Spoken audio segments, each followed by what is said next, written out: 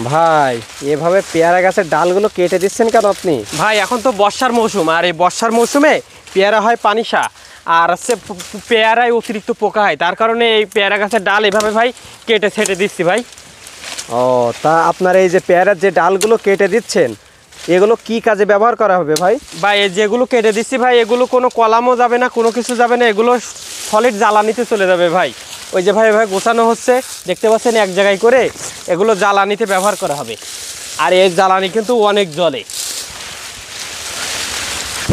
ভাই আপনি তো পেয়ারা গাছের ডালগুলো কাটছেন, তাই এই ডালগুলো কোন জায়গা থেকে কাটলে বেশি ভালো হয়? ভাই কমসে কম 3 ফুট ওপরের দূরত্বে কেটে হবে, 3 ফুটের মতো দূরত্ব, কিংবা 4 ফুট, কোনোটা 5 ফুট, এভাবে দূরত্বে এই ডালগুলো ভাই কেটে দিতে হবে, যাতে পরে আবার এই পেয়ারার কসগুলো সোজাসুজি বের হয়। এই যে আপনি দেখতে পাচ্ছেন এই যে কস, আর এই কসগুলো যাতে সোজাসুজি বের হয় তার জন্য এমন দূরত্বে কেটে হবে। এই যে এখান থেকে এবার কিন্তু নতুন কস বের হবে, আর সেই কসের যে পেয়ারা সেটা হবে মোটা মোটা, আর নতুন কসের পেয়ারা খাইতেও মিষ্টি ভাই, কড়া মিষ্টি হয়। নতুন ডালের যে পেয়ারাগুলো কড়া মিষ্টি হয় কিন্তু। ভাই এখানে দেখতে আবার দুই এক জায়গায় এই যে ঢপ মতো ব্যবহার করা, এইগুলো কি ভাই? ভাই ওই ঢপগুলো ব্যবহার কারণ আপনারা দেখতে পাচ্ছেন, এই যে দেখেন পেয়ারাগুলো পলিথিন দিয়ে মুড়িয়ে দিয়েছি। কিসের জন্য জানেন? এক ধরনের পোকা আছে ছিদ্রকারী, ডগা ও ফল ছিদ্রকারী পোকা, আর এই ডগা ও ফল ছিদ্রকারী পোকাগুলো এই পেয়ারা ছিদ্র করে দেয়, পেয়ারা দেয় পচে নষ্ট হয়ে যায়, দামি দামি পেয়ারাগুলো সব নষ্ট হয়ে যায়, বড় বড় পেয়ারা। তাই এই জালি নিধন করতে কিন্তু এই ফেরোমন টোপ ব্যবহার করা হয়েছে ভাই। আবার দেখছি এই পাশে আপনি উপরে জাল দেওয়ার কারণ কি ভাই? এই যে ভাই জাল দেওয়ার কারণ ভাই, পাখিরা কিন্তু পেয়ারাগুলো ছিদ্র করে দেয় এবং নষ্ট করে দেয়, এবং বিভিন্নভাবে তাদের মুখ থেকে বিভিন্নভাবে ভাইরাস আসে, এবং এই ভাইরাসজনিত কারণে এই ভাইরাস দূর করতে কিন্তু পেয়ারা গাছে সুন্দর করে জাল দিয়ে দেওয়া হয়। এই যে পেয়ারা ক্ষেত্রে কতটুকু লাগাইছেন আপনি? ভাই এ তো 1.5 বিঘা ভাই। 1.5 বিঘা জমি? হ্যাঁ 1.5 বিঘা জমির পেয়ারা। এবার কেমন টাকার বেচা কিনা হলো ওই পেয়ারা ক্ষেত থেকে? ভাই প্রায় 2 লাখ। 1.5 থেকে 2 লাখ টাকা? হ্যাঁ হ্যাঁ হ্যাঁ। তো এটা কি জাতের পেয়ারা ভাই? ভাই এটা তো 8 জাতের পেয়ারা ভাই, এটার ফলন বেশি এবং এটা কিন্তু খেতেও মিষ্টি ভাই।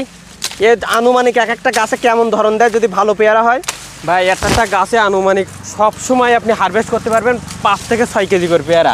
আর পেয়ারাগুলোর সাইজ দেখেন, 5 থেকে 7 কেজি করে পেয়ারা? হ্যাঁ হ্যাঁ। আর পেয়ারাগুলোর সাইজ দেখেন কত মিষ্টি, এবং গাগুলো দেখেন একটু যেন এখানে পেকে গেছে, আপেলের চেয়েও মিষ্টি এই পেয়ারা।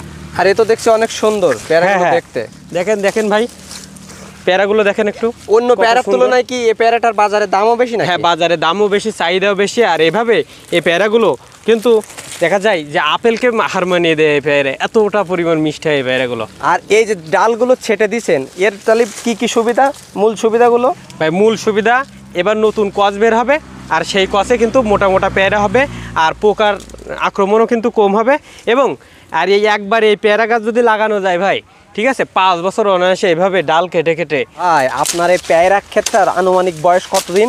ভাই এই পেয়ারা ক্ষেতটার আনুমানিক বয়স আছে 3 বছর ভাই, এখনও 2 বছর ভালোভাবে ভাই এর থেকে ফল নেওয়া সম্ভব ভাই। তাহলে অনায়াসে 6 থেকে 7 বছর মিনিমাম যায়। 5 বছর ভাই, যদি রোগান্ত্র জমি না হয়, যদি মাটিটা ভালো থাকে, 5 বছর অনায়াসে 8 জাতের পেয়ারা ফল নেওয়া সম্ভব ভাই। শেষে সম্মানিত দর্শক শ্রোতা, এজন্য আপনারাও যদি কেউ পেয়ারা বাগান লাগাতে চান তাহলে কিন্তু এই 8 জাতের পেয়ারা চাষ করতে পারেন।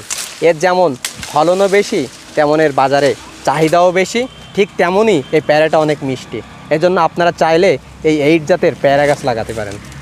এবং এভাবে কিন্তু ডাল ছাঁটাই করে দিতে হবে প্রতি বর্ষা মৌসুমের আগেই।